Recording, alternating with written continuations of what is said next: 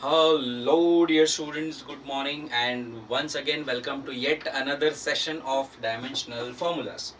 So आज के इस सेशन की शुरुआत भी बहुत ही अच्छे से एक मोटिवेशनल वर्ड्स के साथ करेंगे कि आपकी हार और जीत वो डिपेंड करती है आपकी सोच पर. आपकी हार और जीत वो आपकी सोच पे निर्भर है. अगर मान लो तो हार है और ठान लो तो जीत है.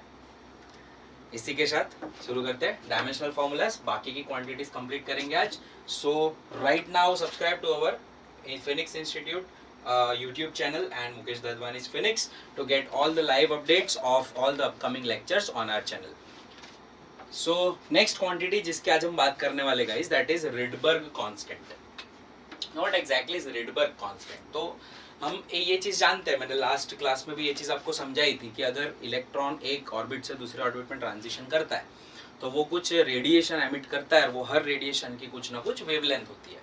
तो वो वेवलेंथ का जो फॉर्मूला है वो बामर series, Lyman series, बामर series, Paschen series, ये सब में हम लोग यूज़ करते हैं, राइट. तो वो फॉर्मूला कुछ इस तरह से है कि 1/λ is equals to Rydberg constant into 1/n I square minus 1/n k square.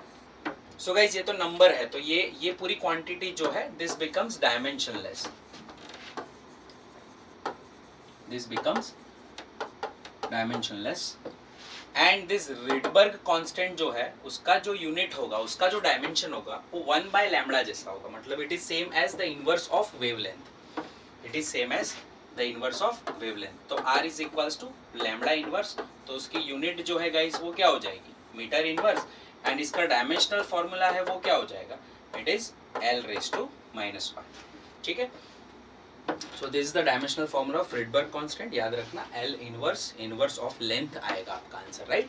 चलिए आगे बढ़ते हैं गाइस. नेक्स्ट इज डिसइंटीग्रेशन और रेडियो एक्टिविटी. रेडियो एक्टिविटी क्या है, radio activity, what is the radio activity. Radioactivity means number of nucleus disintegrated in a unit time. For example कोई भी एक न्यूक्लियर रिएक्शंस जब भी होता है, कोई भी एक रेडियो एक्टिव एलिमेंट आप लेते हो तो वो कुछ ना कुछ रेडिएशन एमिट करता रहता है. मतलब अपना न्यूक्लियस उसका डिसइंटीग्रेट होता है और कुछ ना कुछ अल्फा, बीटा एंड गामा, ये 3 टाइप के रेडिएशंस निकलते रहते हैं उसके अंदर से, हर साइड से. ठीक है, हर जगह से निकलते हैं.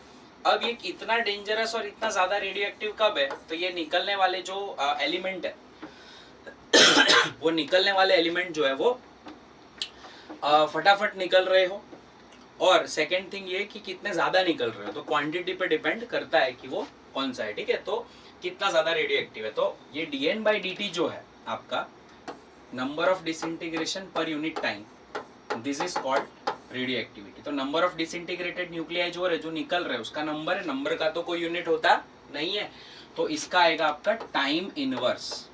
ठीक है, क्योंकि सिर्फ dt, r is inversely proportional to dt.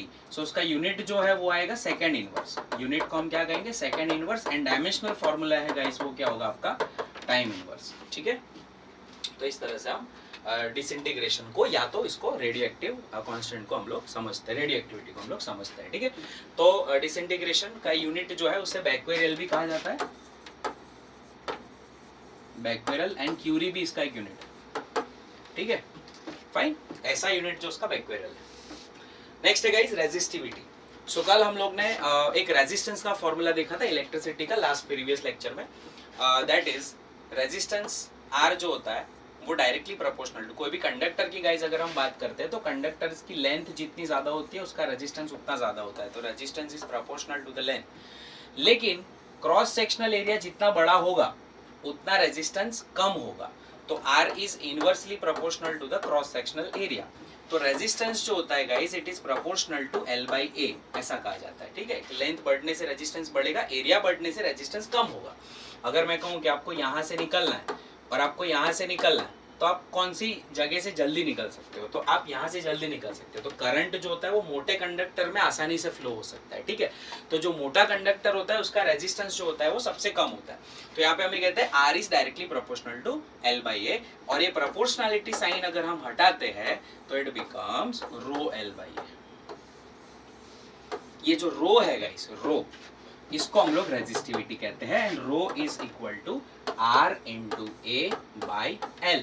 तो इसका यूनिट क्या होगा गाइस, इसका यूनिट होगा आर का जो होता है वो ओम होता है, ये होता है मीटर स्क्वायर, अपॉन एल का होता है क्या मीटर, मीटर से 1 मीटर जाएगा, तो इसका यूनिट गाइस आपका क्या आ रहा है ओम इंटू मीटर।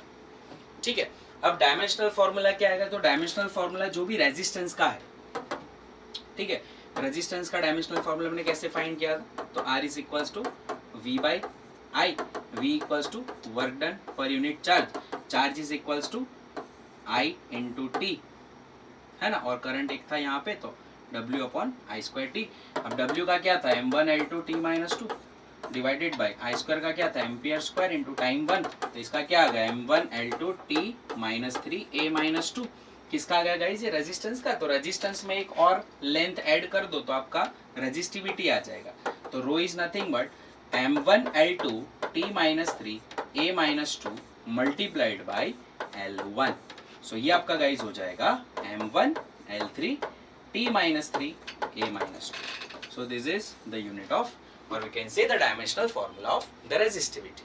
ठीक है guys, resistivity के बाद आता है conductivity. Conductivity is inverse of resistivity.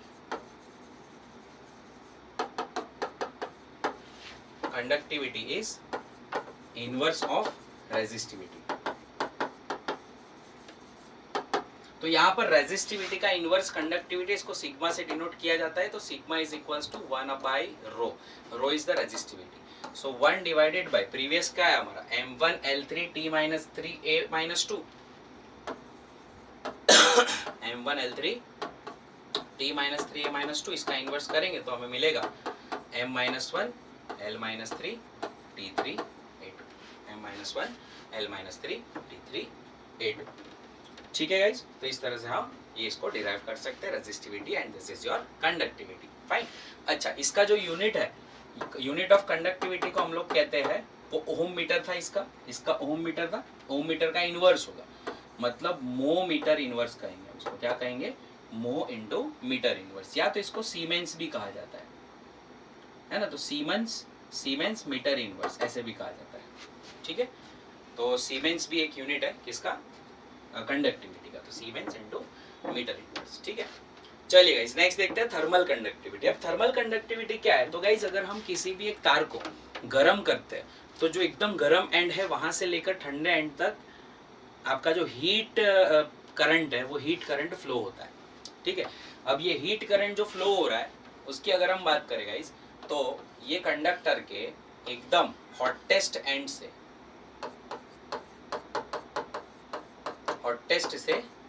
Coldest and तक फ्लो होता है, मतलब अगर देखा जाए तो वो इस तरह से फ्लो हो रहा होता है यहाँ से यहाँ तक। ठीक है, तो अगर हम इसे गर्म करेंगे, है ना, if we give the temperature T1 over here and temperature T2 is over here, तो T1 से T2 आपका हीट एनर्जी फ्लो होता है from hottest to coldest end. तो ये किस चीज पे डिपेंड करती है heat energy guys, heat energy क्यों, ये डिपेंड करती है सबसे पहले तो एरिया कितना ज्यादा है, जितना ज्यादा एरिया होगा उतना अच्छे से वो फ्लो होगा। दूसरा गाइस डिपेंड करता है ये टेम्परेचर ग्रेडियंट पे कि dt बाई डेल्टा एक्स कितना है, delta T by delta X कितना है, मतलब what is the rate of change of temperature with respect to distance, उस पर डिपेंड करता है, जिसे कहा जाता है टेम्परेचर ग्रेडियंट। क्या है गाइस ये, दिस इज टेम्परेचर ग्रेडियंट।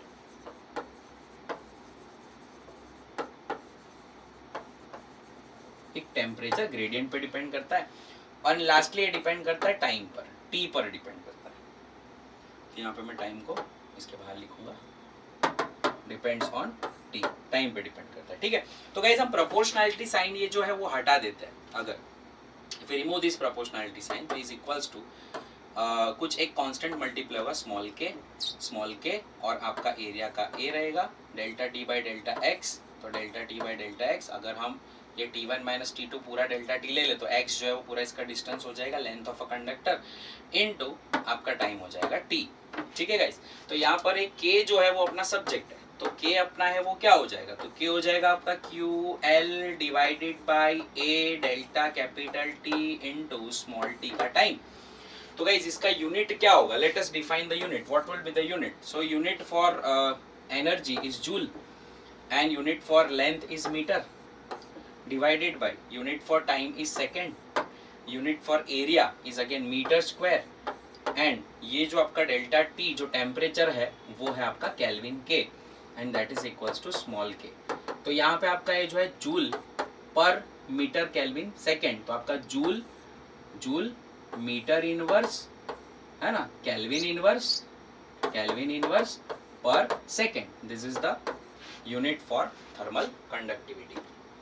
अभी गाइस आपका जो थर्मल कंडक्टिविटी कोएफिशिएंट ऑफ जो थर्मल कंडक्टिविटी आपकी है के, वो के को गाइस ये स्मॉल के को डायमेंशनली हम लोग कैसे लिख सकते हैं? तो जूल जो है वो आपका क्या होगा, m1 L2 T-2 और ये हो गया आपका L-1, ये हो गया आपका θ-1 और ये हो गया आपका सेकेंड -1 बोले तो T-1।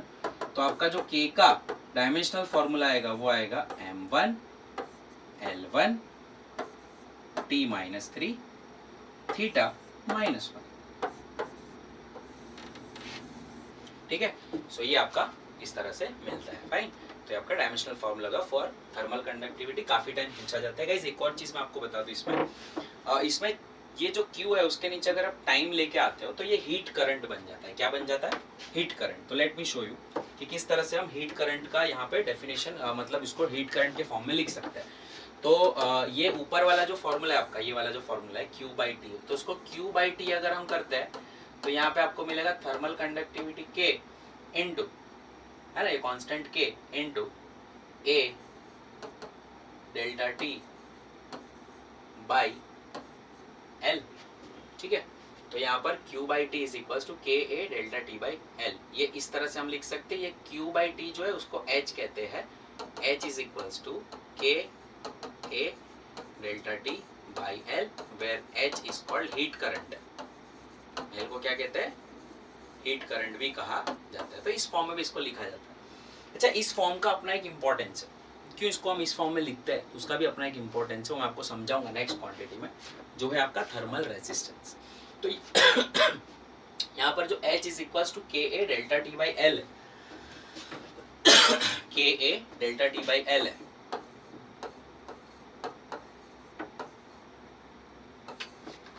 KA delta T by L है जो आपका हीट करंट था।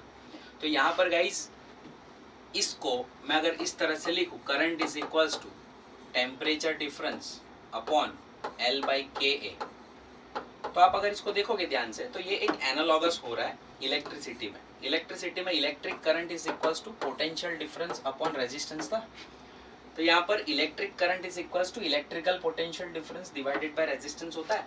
तो यहाँ पर वैसे ही heat current is equals to temperature difference upon thermal resistance होता है। तो गाइज ये जो है, ये इसे हम कहते हैं थर्मल रेजिस्टेंस। क्या कहा जाता है इसे?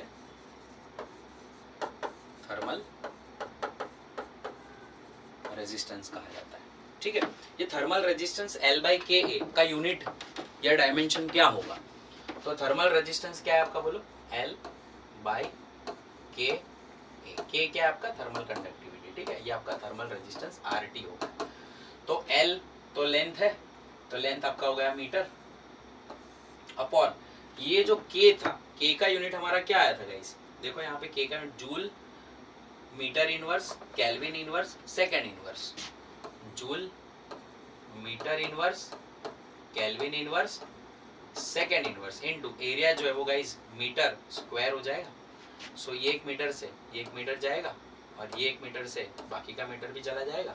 सो आपका जो यूनिट आएगा वो आएगा जूल पर सेकेंड, मतलब पर जूल, जूल को ऊपर लेके जाएंगे तो पर जूल हो जाएगा, पर joule into second into kelvin.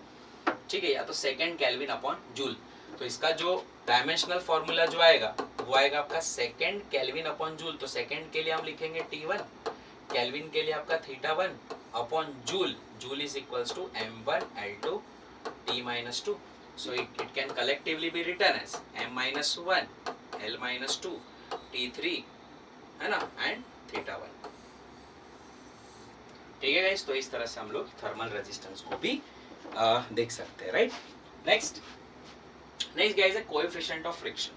अब कोएफिशिएंट ऑफ फ्रिक्शन क्या होता है? तो कोएफिशिएंट ऑफ फ्रिक्शन को म्यू कहते हैं, म्यू। तो म्यू आप chapter number 5 Newton's laws of motion में पढ़ोगे कि अगर किसी भी बॉडी को हम इस तरह से किसी ऑब्जेक्ट पे किसी वेज पे रखते हैं तो मैक्सिमम ये थीटा की जो वैल्यू होती है, जिसके लिए इसको यहाँ पर एक फोर्स लग रहा होता है mg, यहाँ पे एक फोर्स लग रहा होता है mg cos थीटा, यहाँ पे एक फोर्स लग रहा होता है गाइस नॉर्मल फोर्स, और यहाँ पे एक फोर्स लग रहा होता है आपको mg sin थीटा, और पीछे लग रहा होता है फ्रिक्शनल फोर्स यहाँ पे, ठीक है। तो ये सब पूरे फोर्स का जब हम ये निकालते हैं अपने ऊपर का फोर्स इक्वल्स टू नीचे का फोर्स, अगर इक्विलिब्रियम निकालते हैं, इक्विलिब्रियम ऑफ बॉडी अब जस्ट स्लाइड होने की तैयारी में, तो n इक्वल टू आपको गाइस मिलता है mg cos थीटा, ऊपर का फोर्स इज इक्वल्स टू नीचे का फोर्स, लेफ्ट हैंड साइड का force is equals to mg sin theta is equals to आपका आएगा फ्रिक्शन फोर्स, ठीक है। तो अभी इक्वेशन 2 एंड इक्वेशन 1 का जब हम गाइस रेशियो लेते हैं तो आपको यहाँ पे मिलता है mg sin theta upon mg cos theta is equals to frictional force upon normal force. Guys ये जो रेशियो होता है which turns out to be tan theta, तो ये frictional force upon normal force का जो रेशियो है, तो फोर्स एक दूसरे को कैंसिल करेगा, तो यहाँ पर ये जो है रेशियो, इसी को हम लोग कहते हैं mu, coefficient of static friction, और ये जो क्वांटिटी है वो गाइस डायमेंशनलेस है and it is also unitless quantity, ठीक है। ना इसका यूनिट है ना इसका डायमेंशन है, so coefficient of static friction guys वो कैसी क्वांटिटी है, इट्स अ डायमेंशनलेस क्वांटिटी। और ये जो डायग्राम जो मैंने बनाया इसे हम फ्री बॉडी डायग्राम कहते हैं, ये लोग आप चैप्टर नंबर 5 में हर बॉडी के लिए, बहुत सारी बॉडीज के लिए हम लोग ये ऐसा फ्री बॉडी डायग्राम बनाएंगे जिसमें सारे लगने वाले फोर्सेस हम लोग कंसीडर करेंगे और इसके हिसाब से हम लोग कैलकुलेशन करेंगे, ठीक है गाइस। चलिए आगे बढ़ते हैं। Next is electric field intensity. अब गाइस इलेक्ट्रिक फील्ड की इंटेंसिटी क्या होती है ये अगर मुझे चेक करना है तो how can we estimate what exactly is the field intensity, field की इंटेंसिटी क्या हम कैसे एस्टिमेट कर सकते हैं। तो इलेक्ट्रिक फील्ड आपके पास कोई भी है, लेट अस से मेरे पास यहाँ पे बहुत सारे प्लस प्लस चार्जेस है, और ये सारे प्लस प्लस चार्जेस की अपनी एक इलेक्ट्रिक फील्ड है जो ऐसे आउटवर्ड है, इस तरह से, ठीक है, इस तरह से आउटवर्ड है।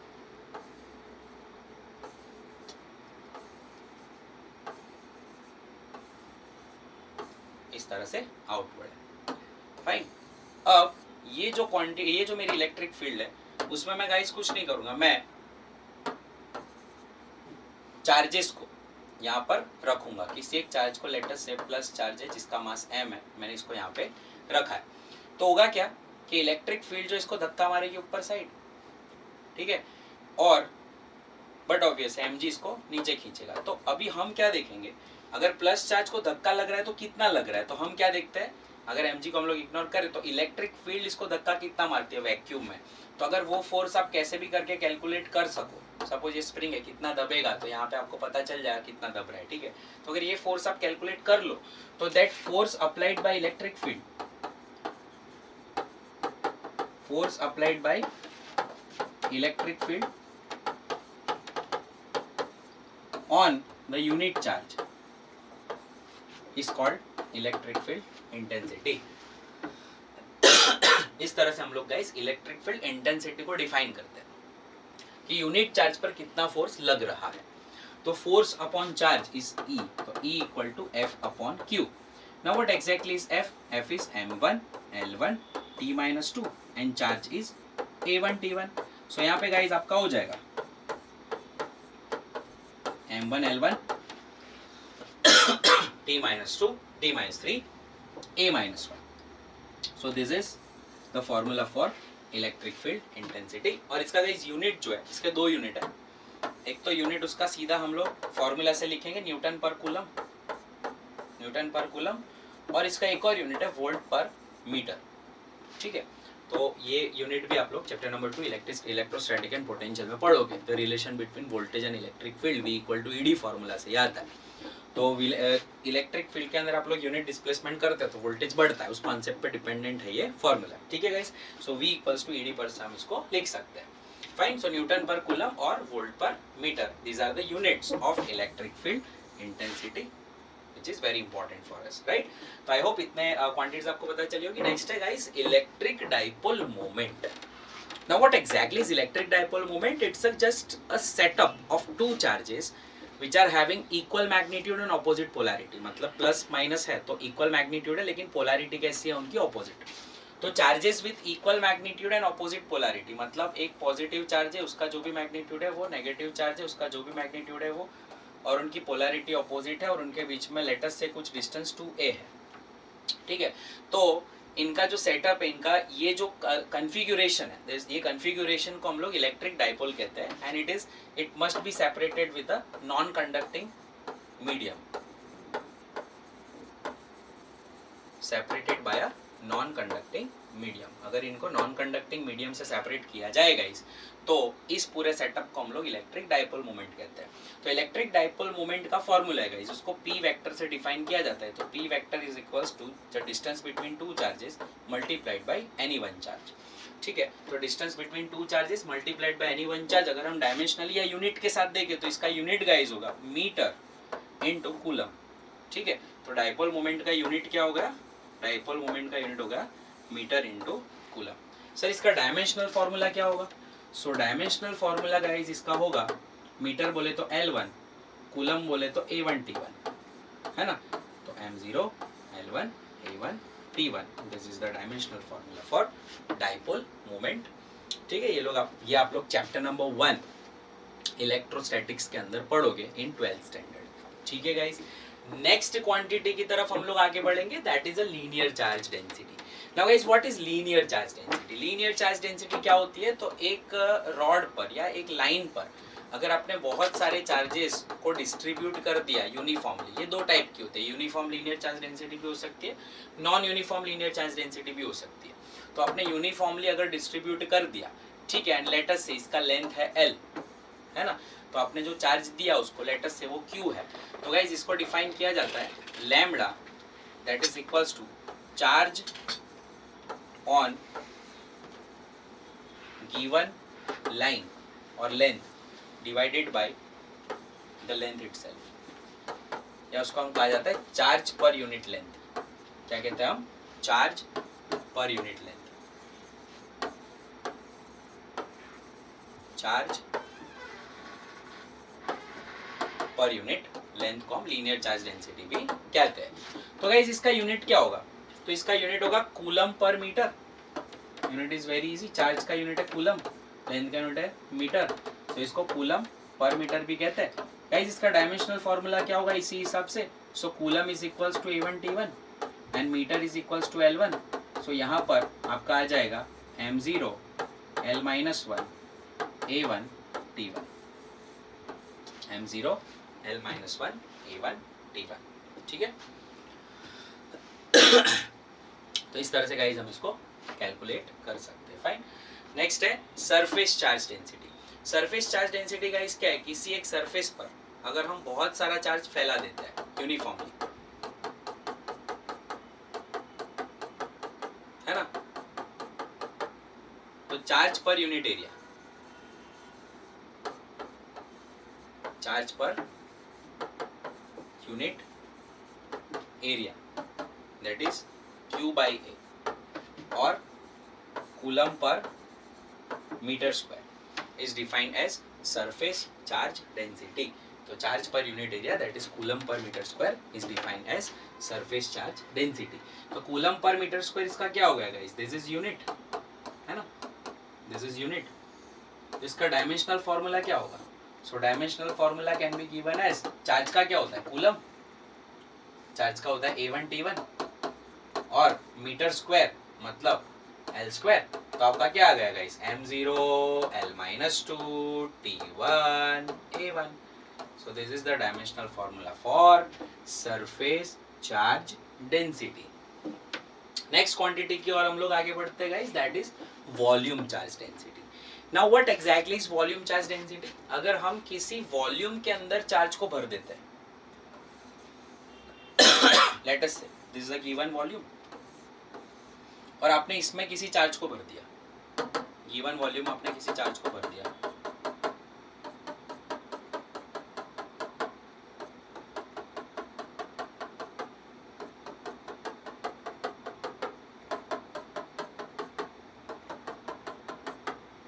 पूरा 3 डायमेंशनली भरा हुआ, ठीक है, पूरा 3 डायमेंशनली भरा हुआ है, हर तरह से, हर जगह से, ठीक है, भरा हुआ है।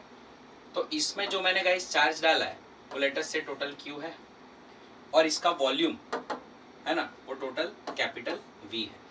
सो इसे हम कहते हैं guys charge per unit volume. Charge per unit volume is called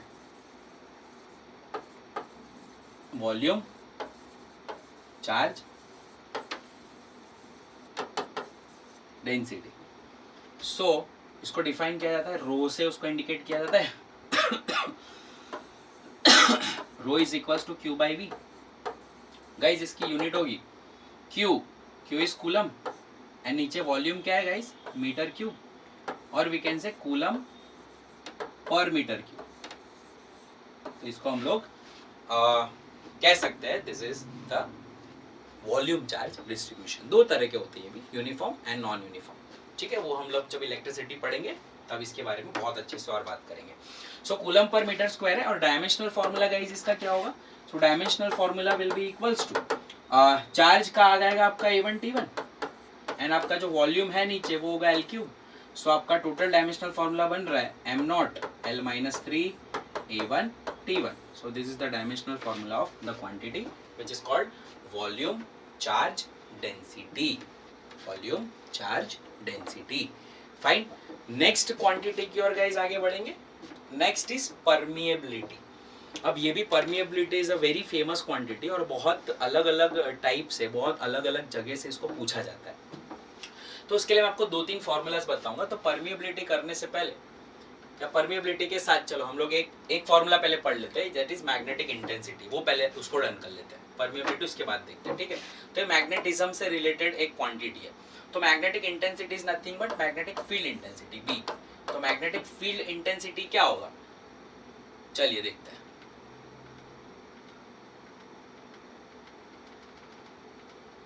magnetic intensity is IF. मतलब इसमें दो चीजें होती है, दोनों टर्म होते हैं, मैं आपको दोनों समझा देता हूँ. एक मैग्नेटिक इंटेंसिटी होता है, एक मैग्नेटिक इंडक्शन होता है. इसमें कंफ्यूज मत होना.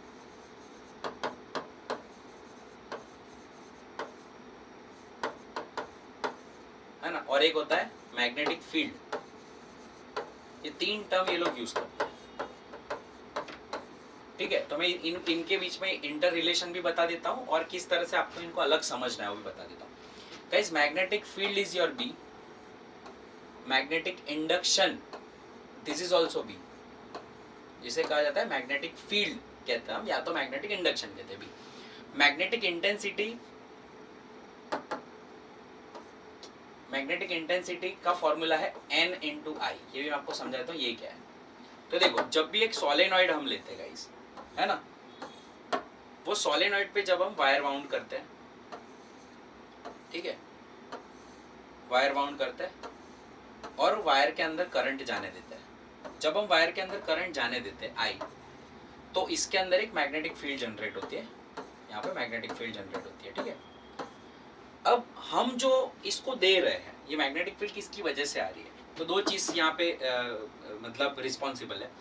One is N which is called turns, number of turns upon number of total length. Turns per unit length कहा जाता है. इसे क्या कहा जाता है, टर्न्स पर यूनिट लेंथ. मतलब कितना अच्छे से उसको वाइंड किया हुआ है, कितना ज्यादा वाइंडिंग किया हुआ है. टर्न्स पर यूनिट लेंथ कितना ज्यादा, 1 सेंटीमीटर में कितने ज्यादा टर्न्स है उस पर डिपेंड करता है. और सेकेंड थिंग वो डिपेंड करता है करंट पे. फर्स्ट इस पे डिपेंड करता है, सेकेंड डिपेंड करता है करंट पे. और इन दोनों का जो मल्टीप्लीकेशन है उसी को हम लोग NI कहते हैं. Magnetic intensity is NI. तो मैग्नेटिक इंटेंसिटी इसको HB कहते हैं कई बार. H is equals to NI. अब N है number of turns upon length, NI है करंट. तो आपका ये इसका जो यूनिट आएगा वो क्या आएगा, तो यूनिट गाइस आपका आएगा इसका, नंबर ऑफ टर्न्स का तो कोई यूनिट होता है नहीं, करंट का एम्पियर और नीचे है मीटर. तो एम्पियर पर मीटर इसका यूनिट आता है मैग्नेटिक इंटेंसिटी का. Ampere metre inverse. Dimensional formula ये आता है. अब सेकंड देखते हैं गाइस ये B क्या है, what is this magnetic field. तो जैसे कोई मैग्नेटिक फील्ड है, मतलब ये जो फील्ड अब लाइंस आपकी आ रही है, अगर उसमें हम कोई कंडक्टर रखते हैं, कोई मैग्नेटिक फील्ड लाइंस के अंदर कोई कंडक्टर रखते हैं, तो वो कंडक्टर को एक फोर्स फील होता है ना. जैसे हम लोग ने 10th स्टैंडर्ड में पढ़ा था मैग्नेटिक इंटेंसिटी वाले चैप्टर में कि अगर हम किसी करंट कैरिंग कंडक्टर को मैग्नेटिक फील्ड में रखते हैं तो उसको धक्का लगता है, फोर्स फील होता है. तो वो जो फोर्स होता है एफ, उसका फॉर्मूला है F equal to B I L. वो डिपेंड करता है करंट कितना है, लेंथ कितना है, मैग्नेटिक फील्ड की इंटेंसिटी ज़्यादा कितनी है, ठीक है। तो ये जो magnetic field intensity B is nothing but force upon current into length. तो फोर्स का आपका यूनिट क्या आ गया, न्यूटन, एंड ये क्या हो गया आपका, newton upon ampere into metre, है ना गाइस। इसको प्यार से हम टेस्ला भी कहते हैं, is also called Tesla, it's a unit of magnetic field intensity, ठीक है। तो यहाँ पर गाइस मैग्नेटिक फील्ड इंडक्शन या तो मैग्नेटिक फील्ड सिर्फ कहते हैं इसको, तो बी इज न्यूटन पर मीटर इंटू एम्पियर, इसको टेस्ला भी कहते हैं। इसका एक और यूनिट, इसको वेबर पर मीटर स्क्वायर भी कहते हैं, ठीक है। अब ये sir weber per metre square क्या है, तो weber per metre square gate यहाँ से आता है, एक मैग्नेटिक फ्लक्स करके क्वांटिटी आप देखोगे, जिसका फॉर्मूला है magnetic flux is equals to magnetic field into area, और इसका जो यूनिट है वो वेबर है, इसका यूनिट जो है वो टेस्ला है, और इसका यूनिट है वो मीटर स्क्वायर है। तो यहाँ से हम अगर टेस्ला को वो बनाएंगे सब्जेक्ट, तो वो आएगा वेबर पर मीटर स्क्वायर। तो यहाँ से ये आया। अब फ्लक्स क्या होता है गाइस, फ्लक्स होता है कि किसी एरिया में से मैग्नेटिक फील्ड लाइंस कितनी निकल रही है, तो ये बी डॉट ए होता है, vector B dot vector A. तो वो तीन चीज़ों पे डिपेंड करता है कि मैग्नेटिक फील्ड कितनी ज़्यादा इंटेंस है, एरिया कितना बड़ा है, और एंगल कितना है। मतलब इसका जनरल फॉर्मूला देखें तो इसको ऐसे लिखा जाता है कि बी ए इंटू कॉस थीटा, ठीक है। कॉस थीटा का तो कोई यूनिट होता नहीं, ना ही डायमेंशन होता है, तो कोई उसका टेंशन अपने को लेना नहीं है, लेकिन बी इंटू ए आपके फॉर्मूला में दिखेंगे। तो what is this, this is number of magnetic field lines,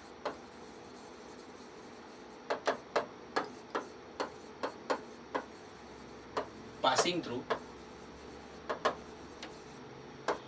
given area।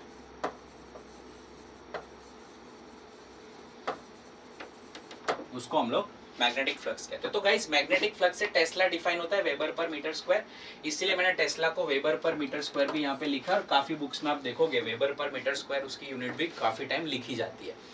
Okay, सो यहाँ पर B equal to F upon I L, B is equals to newton upon metre into ampere. तो ये काफी variety of units है, मतलब this is the best quantity to ask the questions in the different types of unit form. मतलब आपको पूछेंगे कि ये कौन सा यूनिट जो है वो टेस्ला का नहीं है ना, तो आपको वेबर पर मीटर स्क्वायर भी देंगे, वो तो है, ये भी दे देंगे, वो भी है। अब न्यूटन पर मीटर से कुछ और डिफाइन करके दे देंगे, तो वो भी होगा। तो इस तरह के क्वेश्चंस भी इसके बन सकते हैं, फाइन। तो let us now see what exactly will be its dimensional formula. Dimensional formula इसका क्या होगा गाइस, तो dimensional formula is equals to, इसका ऊपर वाले का फोर्स का होगा आपका m1 L1 T-2 divided by current का आपका होगा एम्पियर 1, एंड ये होगा आपका L1। सो L1 L1 यहाँ पे गेले, आपको मिलेगा m1 L0 T-2 A-1।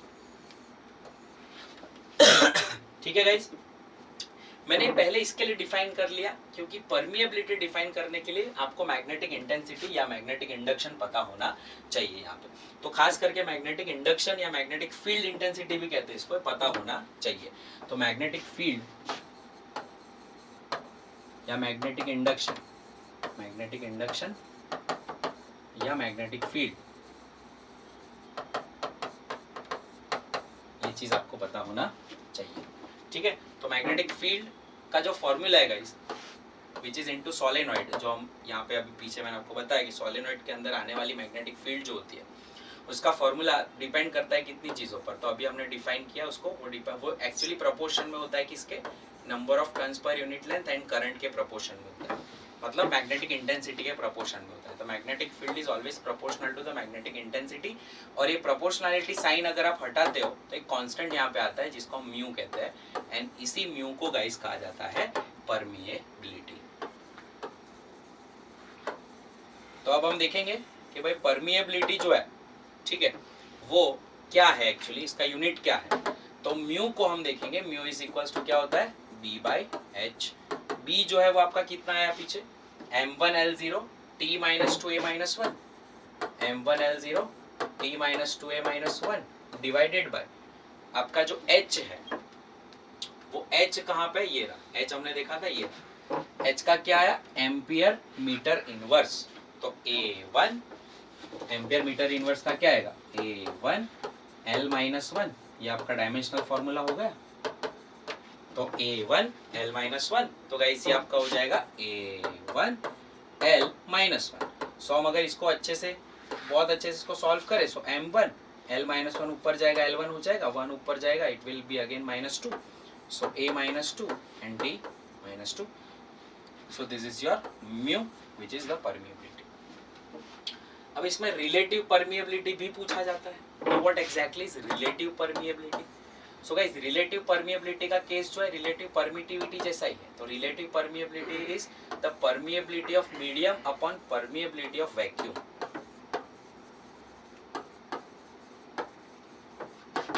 Permeability of medium upon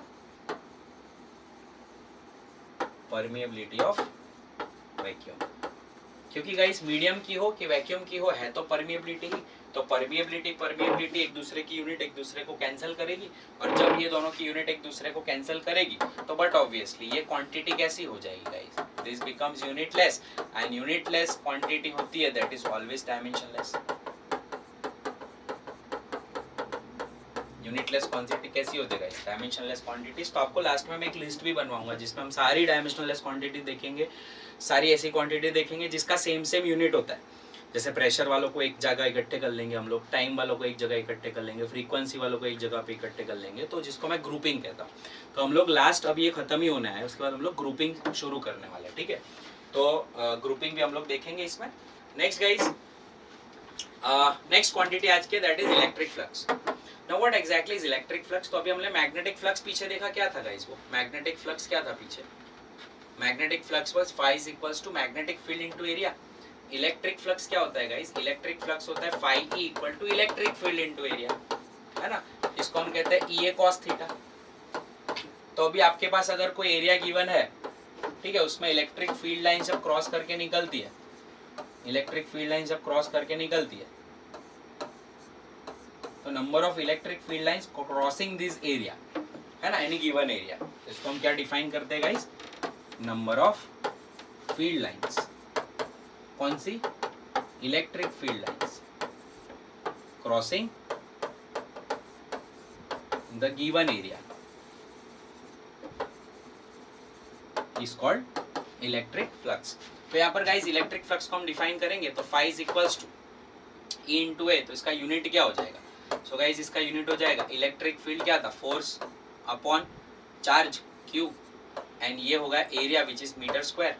सो ये फोर्स आपका है न्यूटन, तो Newton per coulomb into metre square. तो उसका डायमेंशनल फॉर्मूला गाइस क्या हो जाएगा, what is Newton, Newton is m1 L1 T minus two, है ना. और कूलम इनवर्स मतलब क्या हो जाएगा, A minus one T minus one, and metre square is again क्या हो जाएगा, L स्क्वायर. अब सबको अगर एक साथ लिख देंगे हम तो what will be the final result guys, the final result will be, just a minute, final result will be m1 L3 T minus 3 A minus 1, m1 L3 T minus 3 A minus 1. And the last unit for today, what is work function. Work function guys क्या होता है, अगर किसी भी metal की हम बात करते हैं, talking about any given metal, ठीक है, अगर उसके ऊपर आप उसके अंदर से आप इलेक्ट्रॉन को बाहर निकालना चाहते हो, तो the minimum energy you need to give to remove that electron, the minimum energy, very good morning beta, minimum energy you can give to this electron to just make it come out from the given surface, that is called the work function. Means the work function is what, minimum energy required to remove electron, minimum energy required to remove electron from metal surface, electron from metal surface is called work function, is called work function. ठीक है, तो यहाँ पे हम ये कह सकते हैं गाइस कि what exactly is work function, it is nothing but energy. और एनर्जी का यूनिट क्या होता है, एनर्जी का यूनिट होता है जूल, और इसका डायमेंशनल फॉर्मूला होता है m1 L2 T minus 2. Thank you so much for joining in this lecture. एक और डायमेंशनल फॉर्मूलाज का हम लोग सेशन ले लेंगे, उसके बाद मैं आपको ग्रुपिंग करा दूंगा उसी के अंदर, right, and then we will straight away do the application of dimensional analysis. बहुत सारी प्रॉब्लम सॉल्व करेंगे, मजे करेंगे, MCQ सॉल्व करेंगे. Thank you so much for joining. Keep watching and subscribe our YouTube channel. Thank you.